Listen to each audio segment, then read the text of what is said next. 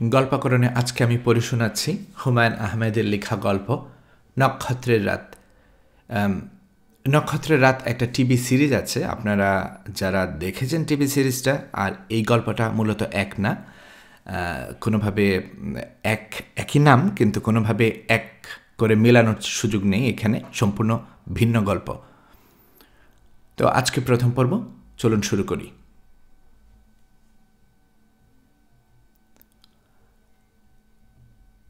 দেয়ালে অদ্ভুত আকৃতির একটা জার্মান ঘড়ি। অন্ধকারে এর ডায়াল থেকে সবুজ আলো বের হয়। হঠাৎ ঘুম ভেঙে দেয়ালের দিকে তাকালে মনে হয় ট্রাফিক সিগন্যাল। খাটটাকে মনে হয় একটা গাড়ি সবুজ আলো পেয়ে চলতে শুরু করবে। আজও সেরকম হলো। পাশার কয়েক সেকেন্ড সময় লাগলো নিজেকে ধাতস্থ করতে। ভুতুরে ঘড়িটা সরিয়ে ফেলা দরকার, এরকম ভাবতে ভাবতে সে দ্বিতীয়বার তাকালো। 2:10 বাজে। এত রাতে হঠাৎ করে ঘুম ভাঙল কেন? ঘুম ভাঙার কোনো কারণ নেই। সে কোনো দুঃস্বপ্ন দেখেনি। কোথাও কোনো শব্দও হচ্ছে না। রান্নাঘর থেকে গ্যাস লিক করছে না। হিটিং ঠিকমতো কাজ করছে। ঘরের ভেতর আরামদায়ক উষ্ণতা। ঘুম ভাঙারও কোনো কারণ নেই। কিন্তু এই পৃথিবীতে কার্যকারণ ছাড়া কিছুই হয় না। নিউটন ক্লাসিক্যাল মেকানিক্স তাই বলে। কাজেই কারণ কিছু একটা নিশ্চয় আছে, থাকতেই হবে। পাশা বিছানা ছেড়ে উঠে পড়ল। বাথরুমে ঢুকে চোখে মুখে পানি ছিটালো। ফ্রিজ থেকে ঠান্ডা পানির বোতল বের করল। সে এখন একটা সিগারেট ধরাবে এবং বরফ শীতল এক গ্লাস পানি খাবে। হঠাৎ ঘুম ভাঙলে এই তার রুটিন। পানিতে ওষুধ ওষুধ গন্ধ। এরা কি ইদানিং বেশি করে ক্লোরিন দিচ্ছে, নাকি তার স্নায়ু নষ্ট হয়ে যেতে শুরু করেছে? যাদের স্নায়ু নষ্ট হয়ে যেতে শুরু করে তাদের এরকম হয়, সব কিছুতেই অদ্ভুত কোনো গন্ধ পায়। শুরুর দিকে ফরিদের এরকম হতো। যাই মুখে দিত থু করে ফেলে দিয়ে বলতো, লাশের গন্ধ আসছে। সবাই ভাবত বোধহয় ঠাট্টা করছে। পাশা একদিন দামি সেন্টের বোতল খুলে বলেছে, দেখতো এর মধ্যে অদ্ভুত কোন গন্ধ পাস কিনা। ফরিদ বাধ্য ছেলের মতো গন্ধ শুকে ঠান্ডা গলায় বলেছে, মচা বটপাটার গন্ধ, খুব হালকা, তবে আছে। পাশা বিরক্ত হয়ে বলল, তুই যা শুকছিস। তার নাম ইভিনিং ইন প্যারিস, ছাগলের মতো কথা বলিস না তো। ফরিদ খুবই অবাক হওয়ার চোখে তাকিয়ে রইল। কার্যকরণ ছাড়া কিছুই হয় না, কিন্তু ফরিদের সমস্ত ইন্দ্রিয় কোনোরকম কার্যকরণ ছাড়াই অত্যন্ত তীক্ষ্ণ হয়ে গিয়েছিল। ক্লাসিক্যাল মেকানিক্স সম্ভবত জড় পদার্থের জন্য, মানুষের জন্যে নয়। মানুষের চেতনা বলে একটা ধরাছোঁয়ার বাইরে ব্যাপার আছে। ওষুধের গন্ধ ভরা পানির গ্লাস শেষ করা হয়েছে, এখন শুয়ে পড়া যায়। পাশা ইচ্ছে করে একটা হাই তুলল, ঘুমকে আমন্ত্রণ জানালো। ঠিক তখনই টেলিফোন বাজতে লাগলো। নিশিরাতের টেলিফোন কি অন্যরকম করে বাজে? ক্লান্ত সুর বের হয়, নাকি মনের ভুল? পাশা টেলিফোন তুলল। ও পাশে একটা আমেরিকান মেয়ে। হ্যালো, আমি কার সঙ্গে কথা বলছি? কার সঙ্গে কথা বলতে চাও তুমি? পাশা। কথা বলছি। মেয়েটির গলায় সাউথের আঞ্চলিক টান আছে। এই দুর্বলতা নিয়েও সে ব্রিটিশ অ্যাকসেন্ট আনবার চেষ্টা করছে, কিন্তু ব্যাপারটা ঠিক আসছে না। মিস্টার পাশা, আপনি কি বাংলাদেশি? হ্যাঁ। আপনি একজন মহিলার সঙ্গে কথা বলুন তো। মহিলা আপনার দেশীয়, মনে হচ্ছে তিনি বেশ ঝামেলায় পড়েছেন। তুমি কোত্থেকে কথা বলছো? Hectare airport.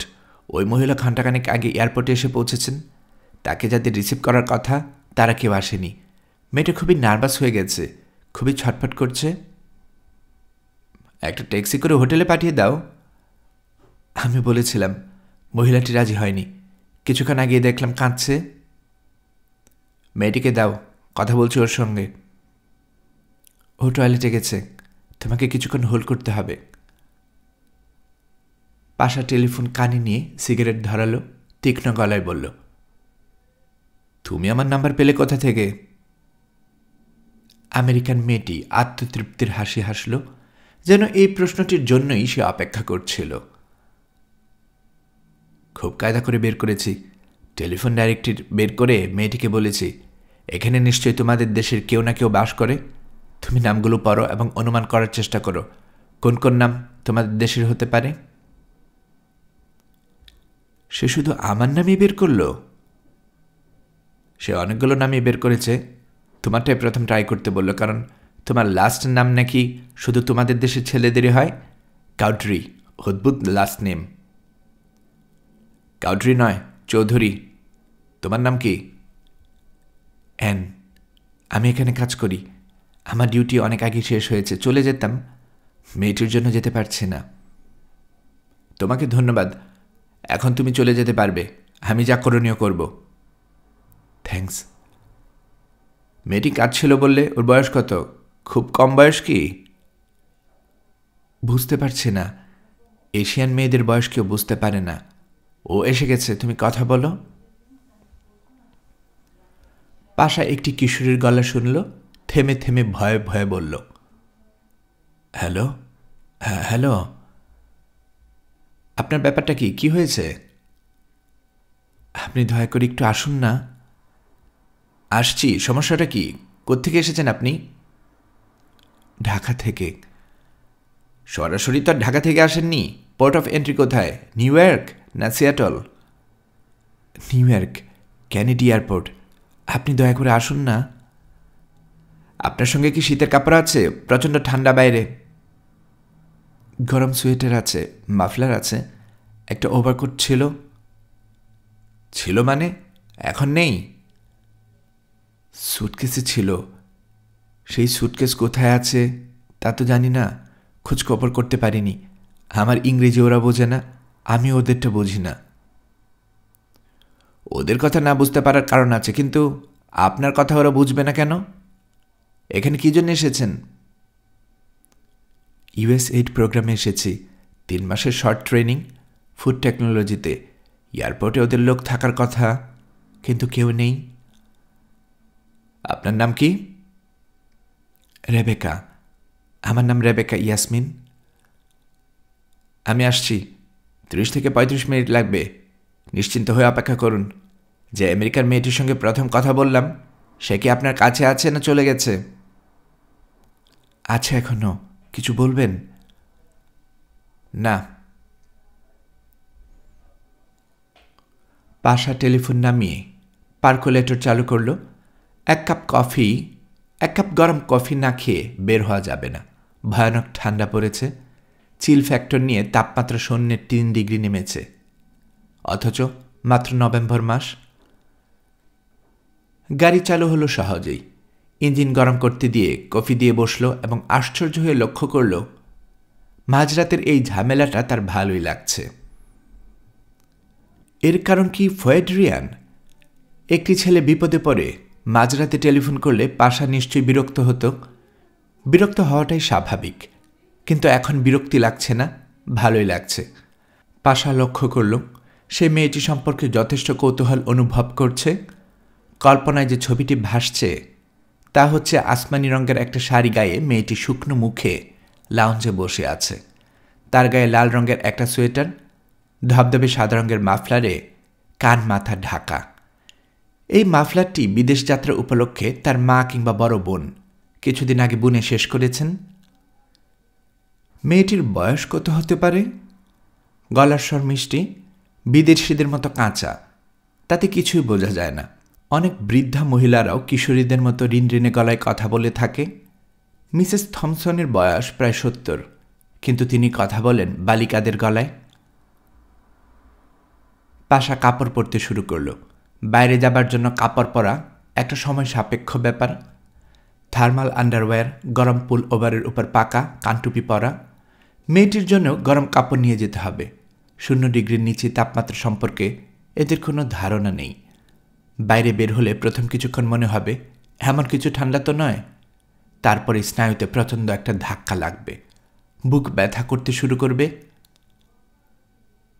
পাশা গাড়ি স্টার্ট দিয়ে মেয়েটি সম্পর্কে একটা ছবি দাঁড় করানোর চেষ্টা করল। ফরিদের ভাষায় অ্যানালাইটিক্যাল রিজনিং ব্যবহার করে সিদ্ধান্তে যাওয়া? রেবেকা নামের মেয়েটির বয়স অল্প হবার সম্ভাবনা নেই। USAID প্রোগ্রাম, কাজেই সে কৃষি বিভাগে কাজ করে। এসব স্কলারশিপ সিনিয়রিটি দেখে দেয়া হয়, কাজে মেয়েটি যথেষ্ট সিনিয়র। মেয়েটি বিবাহিত, কারণ একটি অবিবাহিত মেয়েকে বাবা মা কিছুতেই একা একা এতদূর পাঠাবেন না।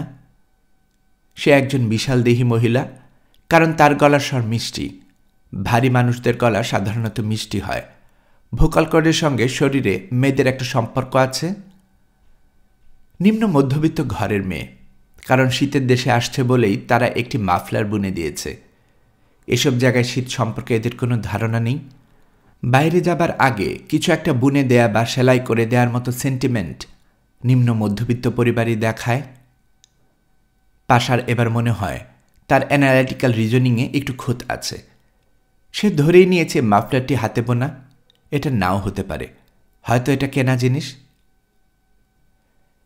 রেবেকার নামটিও পুরনো, স্কুল মিস্ট্রেসের নামের মতো। এই নামটি পরিষ্কার বলে দেয় এই মেয়ে একালের মেয়ে নয়। একালের মেয়েদের নাম হয় ত্রপা বা মৌলি। পাশা ক্যাসেট চালু করল, কোনো শব্দ হলো না। ঘ্যাস ঘ্যাস আওয়াজ হলো। হ্যাডপিস নষ্ট হয়ে গেছে, আর নতুন কেনা হয়নি। বেশ কদিন ধরে এটা নষ্ট। তবু কেন মনে পড়ল না? এসব কি বয়সের লক্ষণ? 38 বছর বয়স খুব একটা বেশি বয়স কি? এদেশের জন্যে নিশ্চয়ই নয়। মানুষের গড় আয়ু বেড়ে গেছে।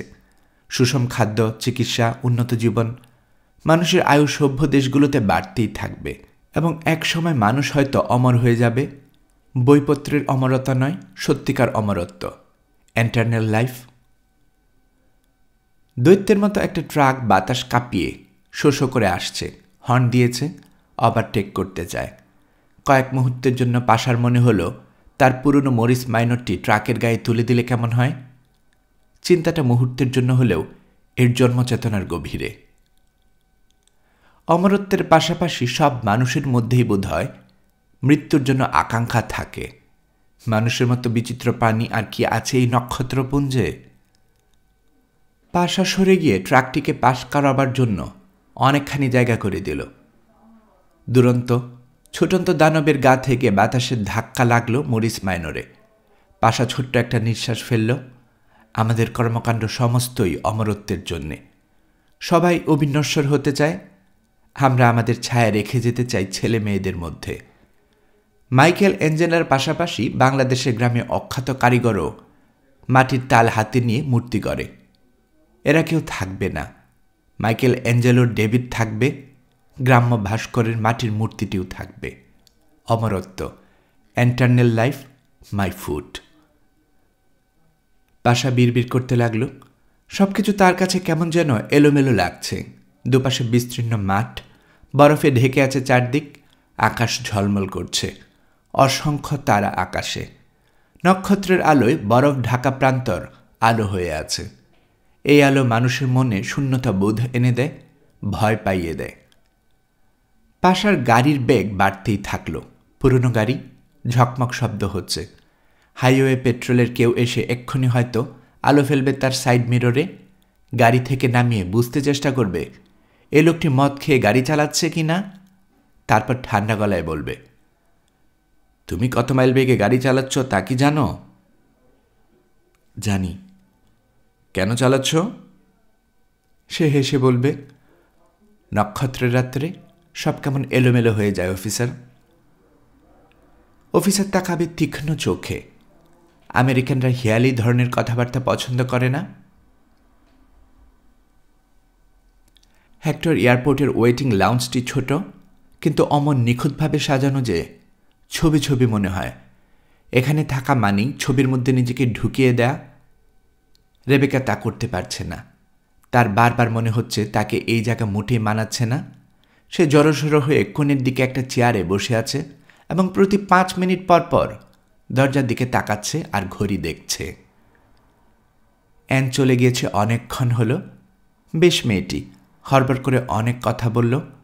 যাবার আগে অবিকল বাংলাদেশি মেয়ের মতো বলল, তোমার গলায় যে মালাটি আছে তা কিনতে তোমার কত টাকা লেগেছে?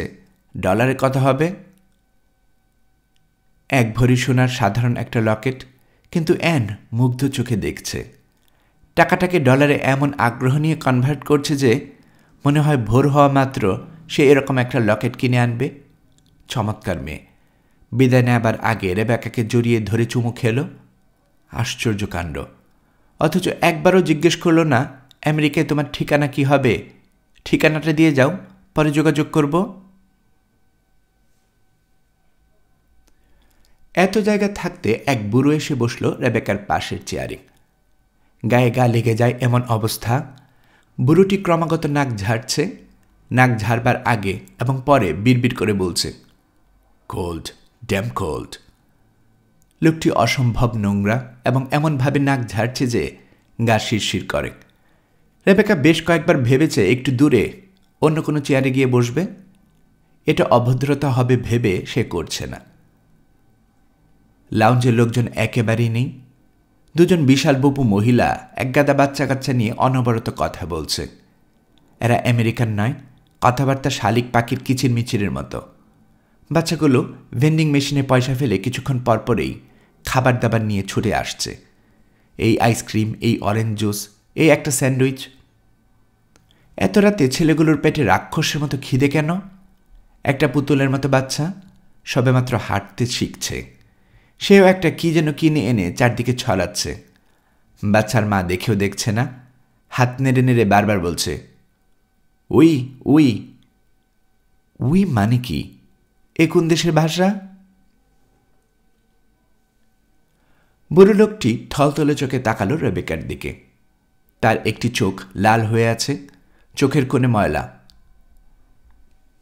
তুমি কি ভারতীয়? রেবেকা মাথা নাড়ল। তার মানে হ্যাঁ হতে পারে, আবার নাও হতে পারে। যে ড্রেসটি পরে আছো তার নাম কি? শাড়ি? হ্যাঁ, শাড়ি। ঠান্ডা লাগছে না তোমার? না।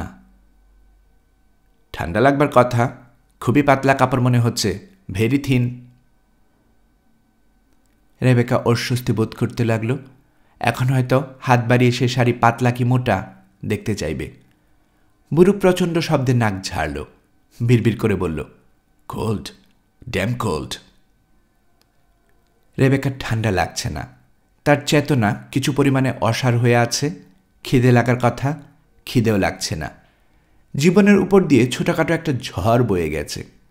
এত বড় অনিশ্চয়তায় সে কখনো পড়েনি। অথচ প্লেনে ওঠার সময় কত বড় বড় কথা এক একজনের। ভয়ের কিছু নেই, ঢাকা থেকে কুমিল্লা যেতে যে ঝামেলা, তার 10 ভাগের 1 ভাগ ঝামেলা ঢাকা থেকে নিউ ইয়র্ক যেতে। ওঠার নামা, ব্যাস। একজন অন্ধকে প্লেনে বসিয়ে দিলে সে যেখানে যাবার ঠিক চলে যাবে।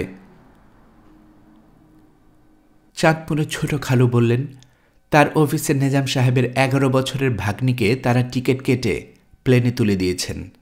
সে একা একা চলে গেছে ভ্যানকুভার। পথে সিয়াটেল এয়ারপোর্ট হোটেলে ট্রানজিট প্যাসেঞ্জার হিসেবে 1 রাত থেকেছে। ছোট খালুয়া খুব হাতটাত নেড়ে বললেন, 11 বছরের মেয়ে যদি অসুবিধা না হয় তোর হবে কেন? তুই এত ঘাবড়াচ্ছিস কেন বোকার মতো?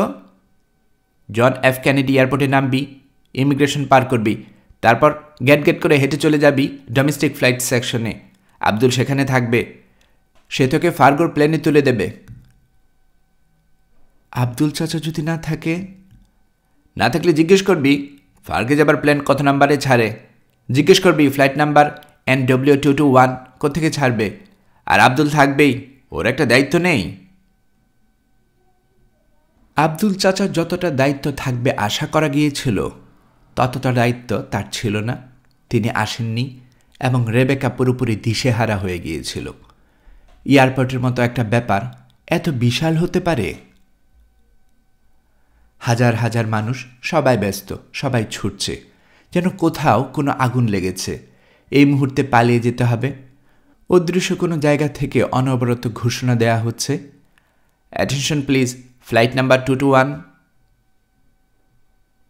মাথার উপর সারি সারি টিভি ঝুলছে। তার একটিতে লেখার সঙ্গে অন্যটির কোনো মিল নেই। বুড়োবুড়ির বিরাট একটা দল ক্লান্ত ভঙ্গিতে ভারী ভারী মালপত্র টেনে টেনে আনছে। এত রংচং তাদের পোশাকে যে চোখ ধাঁধিয়ে যায়। তারা বারবার একই জায়গায় ঘোরাফেরা করছে। কয়েকজন তরুণ তরুণী লোকজনের ভিড় উপেক্ষা করে জড়াজড়ি করে চুমু খাচ্ছে। একটি দাড়িওয়ালা ছেলের চুমু খাওয়ার ভঙ্গি এতই অশ্লীল যে রেবেকার গা কাঁপতে লাগল। ছেলেটি তার একটি হাত ঢুকিয়ে দিয়েছে মেয়েটির প্যান্টের ভেতর। কেউ তা দেখেও দেখছে না।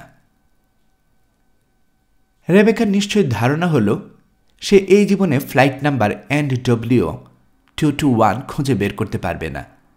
সে বেশ কয়েকজনকে জিজ্ঞেস করল। সবাই বলল, আমি জানি না। একজন বলল, তুমি কি বলছো বুঝতে পারছি না, আবার বলো। রেবেকা আবার বলল। লোকটি মাথা ঝাঁকালো। বুঝতে পারছি না, আবার বলো, ধীরে ধীরে বলো, এত ছটপট করছো কেন? ছোট খালু বলে দিয়েছেন, কোনোই ঝামেলা হবে না, বুঝলি? এটা কোনো ঝামেলার দেশেই না। তবু খোদা না করুক, যদি কোনো কিছু হয় স্টেট পুলিশের কাছে গিয়ে বলবি, হেল্প মি প্লিজ। দেখবি সব ফয়সালা। ও দেশের পুলিশ আমাদের দেশের পুলিশের মতো না। ওরা হচ্ছে মানুষের সবচেয়ে বড় বন্ধু, দ্য বেস্ট ফ্রেন্ড। ছোট খালু এমনভাবে কথা বললেন যেন বিদেশে সব কিছু তাঁর জানা, যেন অসংখ্যবার ঘুরে টুরে এসেছেন। অথচ তার সবচেয়ে দীর্ঘ ভ্রমণ হচ্ছে চাঁদপুর থেকে লালমনিরহাট। সেই লালমনিরহাট যেতেই কত কাণ্ড। ভুল ট্রেনে উঠে বসে আছেন, ট্রেন ছেড়ে দিয়েছে, লাফিয়ে নামতে গিয়ে চশমা ভেঙে ফেললেন, হাঁটুতে চোট পেলেন। এত দুঃখেও ছোট খালুর কথা মনে করে তার হাসি পেল। কত সুখের কত আনন্দের দেশ ছেড়ে কোথায় এলাম ভেবেই পরক্ষণে তার বুক ব্যথা করতে লাগল। শেষ পর্যন্ত এক পুলিশকে জিজ্ঞেস করল। সেই পুলিশের পর্বতের মতো চেহারা, কোমরের দুদিকে দুটি পিস্তল ঝুলছে। ওয়েস্টার্ন ছবিতে যেরকম দেখা যায় অবিকল সেরকম। সে দীর্ঘ সময় তার দিকে তাকিয়ে চিবিয়ে চিবিয়ে বলল, এই প্রশ্নটি আমাকে জিজ্ঞেস না করে নর্থ ওয়েস্ট ওরিয়েন্টের এনকোয়ারিকে জিজ্ঞেস করলে ভালো হয়। এদের জানার কথা, আমার নয়। কোথায় পাবো তাদের? কি বলছো বুঝতে পারছি না, আবার বলো। তাদের কোথায় পাবো? কাদের কোথায় পাবে? যা বলতে চাও গুছিয়ে বলো। তুমি কি জানতে চাও তা তুমি নিজেও ভালো করে জানো না। এয়ারপোর্ট থেকে সে কোনোদিন বের হতে পারবে এই আশা রেবেকা প্রায় ছেড়েই দিল। তার ডাক ছেড়ে কাঁদতে ইচ্ছে হচ্ছিল। হয়তো কেঁদেই ফেলতো যদি না একজন নিগ্র যুবক এসে বলতো, তোমার কি অসুবিধা আমাকে বলো, এরকম করছো কেন? আমি কি করব বুঝতে পারছি না। যাবে কোথায় তুমি? তোমার জিনিসপত্র আছে, টিকিট আছে, টিকিটটা কোথায়? আমার কাছে দাও তো। ছোট খালু বারবার বলে দিয়েছেন, ব্ল্যাকদের কাছ থেকে খুব সাবধানে থাকবি, দেখবি অনেকে যেচে সাহায্য করতে চাইবে। তুই মুখের উপর স্ট্রেট বলবি, নো থ্যাঙ্কস। আমেরিকার ক্রাইম ওয়ালটা হচ্ছে ওদের হাতে। ইটালিতে যেমন মাফিয়া, আমেরিকাতে তেমনি ব্ল্যাক, হারে হারে শয়তান, মহাপাজি। কিন্তু শেষ পর্যন্ত জনসন নামের তাল গাছের মতো লম্বা কালো ছেলেটি তাকে নিয়ে গেল এক্সিট নাম্বার 11-এ। বোর্ডিং কার্ড করিয়ে দিয়ে কোমল সরে বলল, 11 নাম্বার দেখে চলে যাও, আর কোনো প্রবলেম হবার কথা নয়। থ্যাঙ্কস দিতে গিয়ে রেবেকার গলা জড়িয়ে গেল। ছেলেটি বলল, টেক কেয়ার অফ ইউরসেলফ। এই বলেই সে তার বিশাল হাত বাড়িয়ে দিল। হাত বাড়ানো হয়েছে হ্যান্ডশেকের জন্য, এটা বুঝতেও অনেক সময় লাগলো রেবেকার। অনেকক্ষণ রেবেকার হাত ঝাঁকালো ছেলেটি, কিংবা হয়তো অল্পক্ষণেই ঝাঁকিয়েছে। রেবেকার মনে হয়েছে অনন্তকাল। কি বিশাল হাত, কিন্তু কেমন মেয়েদের মতো তুলতুলে। ছেলেটি আবার বলল, টেক কেয়ার অফ ইউরসেলফ। লম্বা লম্বা পা ফেলে এগিয়ে যাচ্ছে ছেলেটি। কোনোদিনই তার সঙ্গে আর দেখা হবে না। NW221 আকাশে উঠতে শুরু করেছে। এক নিরুদ্দেশ থেকে অন্য এক নিরুদ্দেশের দিকে যাত্রা। বুকের মধ্যে দলা পাকিয়ে কান্না উঠে আসছে। শুধুই বাড়ির কথা মনে পড়ছে। এক দঙ্গল মানুষ এসেছিল এয়ারপোর্টে। সবাই এমন কান্নাকাটি শুরু করলো যেন তাদের এই মেয়ে কোনোদিন দেশে ফিরে আসবে না। বাবা বিরক্ত হয়ে বললেন, কি শুরু করলে তোমরা? 3 মাসের জন্য যাচ্ছে আর সবাই মরা কান্না শুরু করলে? কোনো মানে হয়? বলে নিজেই চোখ মুছতে শুরু করলেন। বড় দুলাভাই বললেন, ওকে একটু নাসিমের সঙ্গে একা থাকতে দাও না, তোমরা সবাই একটু এদিকে এসো তো। নাসিম অনেকটা দূরে একা একা দাঁড়িয়েছিল। বড় দুলাভাই তাকে পাঠিয়ে দিলেন। সে বিয়ের পাঞ্জাবিটাই পরে এসেছে। পাঞ্জাবি মাপ মতো হয়নি, বেশ খানিকটা লম্বা হয়েছে। সে লম্বা পাঞ্জাবিতেই এত সুন্দর লাগছে তাকে। নাসিম লাজুক ভঙ্গিতে কাছে এসে দাঁড়ালো। সবাই তাকিয়ে আছে তার দিকে। এইভাবে কোনো কথা বলা যায়? কিন্তু কি প্রচণ্ড ইচ্ছাই না করছিল কথা বলতে। রেবেকা শেষ পর্যন্ত বলল, এই পাঞ্জাবিটাই পরতে হলো? তোমাকে না করলাম না, তারপর কেন পড়লে? সে কোনো কথা বলল না, লাজুক ভঙ্গিতে হাসল। রেবেকা থেমে থেমে বলল, আজ রাতেই কিন্তু তুমি আমাকে চিঠি লিখবে? হ্যাঁ, লিখব, আজ রাতে লিখব। এত লোকজন তার চারপাশে, তবু সবাইকে ছাড়িয়ে 7 দিন আগে পরিচিত এই মানুষটিকেই কেন প্রধান হয়ে উঠল? 7 দিন আগে তো সে কোনো দিন একে দেখেনি। রাতের বেলা যে সমস্ত কল্পনার মানুষদের সঙ্গে সে কথাবার্তা বলতো, এদের কারোর সঙ্গেই এই লোকটির কোনো মিল নেই। তার চেহারা সাধারণ, কথাবার্তাও সাধারণ, পোশাক আশাকও সাধারণ, তবু কেন মনে হচ্ছে সুদূর কৈশোরে যাকে সে ভেবেছে এ সেই, অন্য কেউ নয়, দীর্ঘদিনের চেনা একজন। রেবেকা গাঢ় স্বরে বলল, যাই। নাসিম হাসল। আশেপাশে কেউ না থাকলে নিশ্চয়ই সে এগিয়ে এসে হাত ধরত। বেচারা বড্ড লাজুক। কিসের এত লজ্জা? মা বাবা ভাই বোন যদি সবার সামনে তাকে জড়িয়ে ধরে কাঁদতে পারে, সে কেন সামান্য হাতটা ধরতে পারবে না? এত জঘন্য কেন আমাদের দেশ? কাঁদবে না ভেবেও রেবেকা কেঁদে ফেলল। নাসিম বলল, ছিছি, কি করছো? 2 দিন পর তো এসেই পড়বে। রেবেকা ধরা গলায় বলল, তোমাকে এত বক্তৃতা দিতে হবে না, চুপ করে থাকো। রেবেকার পাশের সিটের মহিলাটি পাখির মতো গলায় বলল, আমেরিকা এই প্রথম আসছো? হ্যাঁ। খুব হোমসিক ফিল করছো, তাই না? হ্যাঁ। হোমসিকনেস থাকবে না, কেটে যাবে। এদেশে এসে কেউ হোমসিক হয় না। আত্মতৃপ্তির হাসি আমেরিকানটির মুখে। সে স্বর্গরাজ্যের সন্ধান দিচ্ছে, কিন্তু এই স্বর্গরাজ্যে যেতে ইচ্ছে করছে না। এরকম যদি হতো যে এটা একটা স্বপ্ন, হঠাৎ ঘুম ভেঙে যাবে এবং রেবেকা দেখবে যে তার পরিচিত বিছানায় শুয়ে আছে, ঝুমঝুম করে বৃষ্টি পড়ছে টিনের চালে, বৃষ্টির ছাটে তার বিছানা ভিজে গেছে। কিন্তু তা হবে না। এটা স্বপ্ন নয়, এটা সত্যি। এয়ার হোস্টেস এসে রাতের খাবার দিয়ে গেল। প্রতিটি জিনিসই দেখতে এত সুন্দর, কিন্তু খেতে এত জঘন্য, বমি এসে যায়। তোমার কি কোনো ড্রিঙ্কস লাগবে? না। ভালো শেরি আছে পর্তুগালের। না, আমার লাগবে না, আর আমি এসব কিছুই খাবো না, নিয়ে যান। তুমি কি অসুস্থ? না, আমি ভালো আছি। রেবেকা জানালা দিয়ে বাইরে তাকালো। অনেক উঁচুতে প্লেন, নিচের কিছুই দেখা যায় না। ঘোলাটে একটা চাদরে পৃথিবী ঢাকা। এত কুৎসিত, এত কুৎসিত।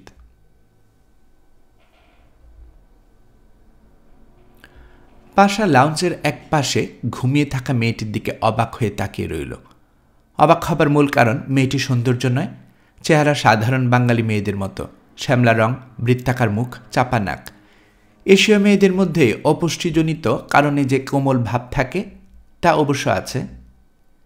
পাশা অবাক হয়েছে কারণ মেয়েটির গায়ে আসমানি রঙের শাড়ি আর সোয়েটারের রং লাল। মাথায় জড়ানো মাফলারটি ধবধবে সাদা রঙের, যা কল্পনা করা হয়েছিল তাই। কাকতালীয় যোগাযোগ বলাই বাহুল্য, হঠাৎ করে মিলে যাওয়া। তবুও কিছুটা কি রহস্যময় নয়? কল্পনার সঙ্গে বাস্তব এতটা কি কখনো মেলে? প্রবাবিলিটি অবশ্য সব কিছুরই থাকে, তবু সেই প্রবাবিলিটিকে খুব কম নয়। পাশা নিঃশব্দে মেয়েটির চেয়ারের সামনে কিছুক্ষণ দাঁড়িয়ে রইল। বেচারি আমেরিকা আসার উত্তেজনায় নিশ্চয়ই কত রাত ঘুমোতে পারেনি। প্লেনে ঘুমানোর প্রশ্নই ওঠে না। এখানে তাই ঘুমে চোখ জড়িয়ে আসছে। কেমন অসহায় লাগছে মেয়েটিকে।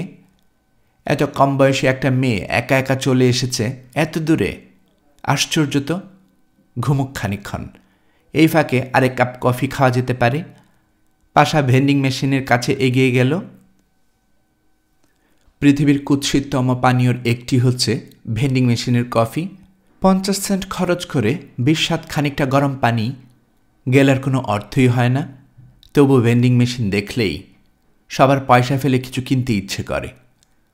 ফরিদের এ ব্যাপারে একটা থিওরি আছে। তার বিখ্যাত অ্যানালাইটিক্যাল রিজনিং যন্ত্র মানুষকে খাবার দিচ্ছে, এটা একটা অদ্ভুত ব্যাপার। যাবতীয় অদ্ভুত ব্যাপারে মানুষের কৌতূহল, এই কৌতূহলের কারণেই ভেন্ডিং মেশিন দেখামাত্র লোকে পয়সা ফেলে। যার কফি খাবার কোনো ইচ্ছে নেই সেও কফি কেনে এবং দু চুমুক দিয়ে কাগজের কাপটি দূরে ছুঁড়ে ফেলে দেয়। আজকের কফি খারাপ নয়, টাটকা এক গন্ধ, তিতকুটো কোনো ভাব নেই। এক চুমুক দেবার পর দ্বিতীয় চুমুক দেবার ইচ্ছে হয়। পাশা কফির কাপ হাতে নিয়ে রেবেকার সামনে চেয়ারে বসল।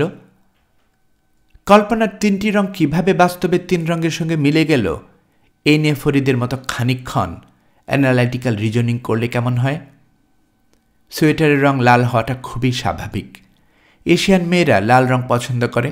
ওদের গরম কাপড়ের 80% হচ্ছে লাল। যেমন আমেরিকান মেয়েদের পছন্দের রং হচ্ছে গোলাপি। মাফলার সাদা রঙের হবার কারণ আছে। মাফলারটি বানানো হয়েছে সোয়েটার কেনার পর। রঙের সঙ্গে রং মিলিয়ে লালের সঙ্গে 2টি কম্বিনেশন চলে, একটি হচ্ছে কালো, অন্যটি সাদা। কালো মেয়েদের অপছন্দের রং, কাজেই মাফলার বানানো হয় সাদা রঙের। রাত 2:10 অকারণে তার ঘুম ভাঙার রহস্য পরিষ্কার হল। এন নামের মেয়েটি নিশ্চয়ই তাকে বেশ কয়েকবার টেলিফোন করেছে। টেলিফোনের শব্দে ঘুম ভেঙেছে। যখন সে জেগে উঠেছে তখন আর টেলিফোন বাজছিল না। এন লাইন কেটে দিয়ে আবার করেছে।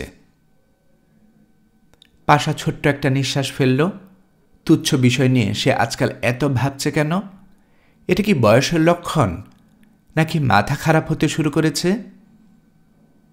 ফরিদের মতো একদিন মাঝরাতেও সে কি ছুটে গিয়ে রাস্তায় নেমে চেঁচাতে শুরু করবে, nuclear war has started, attention everybody, nuclear war? কি কাণ্ড সেই রাতে! ডরমেটরির অর্ধেক ছাত্র বের হয়ে এলো। কৌতূহলী হয়ে দেখল দৃশ্যটি। তারপর আবার যে যার কাজে চলে গেল। টার্ম ফাইনাল সামনে, তামসা দেখার সময় নেই। রাত দুপুরে একটা কালো চামড়ার ছেলে যদি চেঁচামেচি শুরু করে তাতে কিছুই যায় আসে না। হয়তো মদ খেয়ে আউট হয়ে গেছে কিংবা। রেবেকা অবাক হয়ে ছেলেটিকে দেখছে। ইনি বোধহয় পাশা চৌধুরী। এমন চেনা চেনা লাগছে কেন? চিবুকের গড়ন অবিকল ছোট মামার মতো। মাঝবয়সী একজন ভদ্রলোক। টেলিফোনে গলা শুনে কম বয়সী মনে হয়েছিল। রেবেকা ভেবেছিল ইউনিভার্সিটির কোনো ছাত্র, কিন্তু এর খুব কম হলেও 40 বছর বয়স। জুলপির কাছে চুল সাদা হয়ে আছে। ছেলেটি মূর্তির মতো বসে আছে। বেশ কয়েকবার রেবেকার চোখে তার চোখ পড়ল, কিন্তু লোকটি যেমন বসেছিল তেমনি বসে আছে, যেন এ জগতের কোনো কিছুর সঙ্গে তার কোনো যোগ নেই। কোথায় যেন সন্ন্যাসী সন্ন্যাসী একটা ভাব আছে তার মধ্যে। পাশা হঠাৎ লক্ষ্য করল মেয়েটি জেগে উঠেছে, অস্বস্তির সঙ্গে তাকাচ্ছে তার দিকে। পাশা এগিয়ে গেল, হাসি মুখে বলল, অনেকক্ষণ হলো এসেছি, তুমি ঘুমোচ্ছিলে দেখে ডাকিনি। রেবেকা কি বলবে ভেবে পেল না। প্রায় 6 ফুটের মতো লম্বা, অত্যন্ত সুপুরুষ একজন অচেনা মানুষ তার সঙ্গে চেনা ভঙ্গিতে কথা বলছে। পাশা বলল, চলো যাই। কোথায় যাব? প্রথমে আমার বাসায় চলো, রাত কাটিনি এখনো। এই সময় তো আর কাউকে পাওয়া যাবে না। ভোরবেলা খোঁজ খবর করব। তোমার সুটকেস পাত্তা পাওয়া গেছে? না। কোথাও মিসপ্লেস হয়েছে? পরে খোঁজ নেব। চলো যাওয়া যাক। খুব নাকি কাঁদছিলে তুমি? লোকটি হাসছে মিটমিটি, যেন সে রেবেকার কোনো গোপন দুষ্টুমি ধরে ফেলেছে। কথা বলছে তুমি তুমি করে, কিন্তু তার জন্য খারাপ লাগছে না মোটেও। নাও, এই কম্বলটা ভালো করে গায়ে জড়িয়ে নাও, বাইরে ভীষণ ঠান্ডা। রেবেকা ক্ষীণ স্বরে বলল, বরফ পড়ছে নাকি? না, পড়ছে না, তবে চারদিকে প্রচুর বরফ আছে। বরফ দেখার শখ তোমার মিটে যাবে। বাইরে বেরোতেই ঠান্ডা হাওয়ার একটা ঝাপটা লাগলো। কি প্রচণ্ড শীত! পায়ের নিচে আয়নার মতো মসৃণ কঠিন বরফ, পা বরাবর পিছলে যাচ্ছে। পাশা বলল, বরফের উপর হাঁটতে হবে খুব সাবধানে, প্রচুর আমেরিকান বরফে পিছলে পা ভাঙে, কাজেই আমাদের অবস্থা বুঝতেই পারছ। প্রথমে ফেলবে পায়ের গোড়ালি এবং লম্বা স্টেপ নেবে না, ছোট ছোট পা ফেলবে। নাও, আমার হাত ধরো। রেবেকা হাত ধরল। এটা কি ঠিক হচ্ছে? অজানা অচেনা একজন মানুষের হাত ধরেছে, কিন্তু খারাপ লাগছে না তো। নাসিম শুনলে কি রাগ করবে? নিশ্চয়ই করবে, পুরুষ মানুষরা খুব জেলাস হয়। রেবেকা? জি। প্রথম কিছুদিন হাই হিল পরবে না, আগে বরফে হাঁটার অভ্যেস হোক, তারপর। তোমার হিল পরার দরকারই বা কি? তুমি তো যথেষ্ট লম্বা। ক্লাসের মেয়েরা আমাকে কি বলে খ্যাপাতো জানেন? না, ওরা আমাকে দেখলেই বলতো, ওই দেখা যায় তাল গাছ, হয়ে আমাদের গা। পাশা শব্দ করে হাসল। বেশ রসিক মেয়ে। গাড়ি ছুটছে প্রচণ্ড বেগে। রেবেকা চুপচাপ বসে আছে। প্রচণ্ড অনিশ্চয়তায় যে মেঘ তাকে ঘিরেছিল তা কেটে যেতে শুরু করেছে। কোথাও যেন একটা নির্ভরতার ব্যাপার আছে।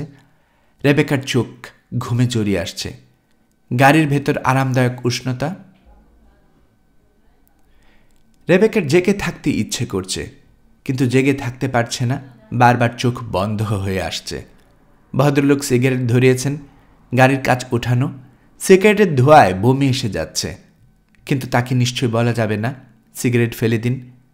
নাসিমেরও এরকম অভ্যাস, ঠিক ঘুমোতে যাবার আগে মশারের ভেতর ঢুকে একটা সিগারেট টানবে। সেই কড়া গন্ধ মশারের ভেতর আটকে থাকবে সারা রাত। অভ্যাসটা প্রায় কাটিয়ে এনেছিল, এখন সে নিশ্চয় আবার শুরু করবে, এবং একদিন বিছানায় আগুন টাগুন লাগিয়ে একটা কাণ্ড করবে। রেবেকা ছোট্ট একটা নিঃশ্বাস ফেলল।